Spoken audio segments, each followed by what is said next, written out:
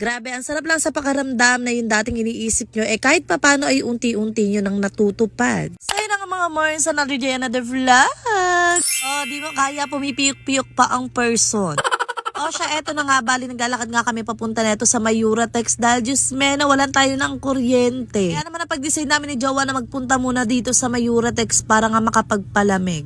Huy, alam mo naman. Pero ayan, nagpunta na nga muna kami dito sa Mayuratex para nga bilhin na yung mga nakaraan ko pang iniisip. Yes, ilang beses ko talaga itong pinag-isipan. Dahil gawa nga ng sabi ko, kapag nagpalit kami neto, baka pagsisihan ko. At isa pa, syempre, wala tayong pambili. Ayun na yun. Pero din nga mga Mars ko, seryoso, pinag-iisipan ko talaga siya ng maigi. Gawa nga ng sabi ko, baka pag napalitan yung Cleopatra namin doon, ay talagang sumikip na o kaya naman pangit ng tignan. So, eto kasi yung mga Mars ko, noong nakaraan ko pa talaga tinatanong kay Jowa kung okay nga lang ba sofa bed o foldable sofa bed nga ang ilagay namin sa may sala. Dahil ayun mga Mars ko, halos doon na talaga kami natutulog araw-araw, gabi-gabi. Hindi na po kami natutulog sa taas ng bahay namin, gawa nga ng puno na talaga ng gamit doon. At dahil ganoon na nga ang routine namin, ang foam nga namin ay nandun lang din palagi sa baba. At yung iba rin naming unan ay nandun na lang din talaga nakakalat nga sa may Cleopatra. So ako naman nasasakitan ng aking mata na ganoon nga ang siste ng aming mini sala. So, hindi kasi yun yung naiisip ko, kaya naman ayan na pag-design na talaga namin na bumali nga netong sofa bed. So wala na talagang dalawa-dalawang isip, bali pumili lang talaga kami ng medyo makapal, tapos queen size nga pala yung pinili namin para saktong-sakto lang din talaga kapag nga hihigaan na namin. So meron kasi talaga ako ini-imagine sa aming sala mga Mars ko na hindi naman ganun kagandahan. Pero gusto ko nga na kapag nga ayun may biglang bisita, hindi na kailangan marami pang liligpitin or aayusin. So ayan, dahil nga walking distance lang naman itong Uratex sa amin, eto binitbit na lang pala ni Jowa yung nabili naming foldable sofa bed. Tapos yung Cleopatra nga namin ay binigay ko na nga kila mama. Dahil wala naman akong paglalagyan nun at saktong-sakto kila mama yun kasi lagi siya nagpapahinga doon sa baba at yung hinihigaan niya talaga ay medyo nahihirapan siya. So dito nga bali naglinis-linis na nga si Jowa dyan, ayan nagwalis na siya, nagpunas, nag-vacuum, tapos nag-vacuum ulit.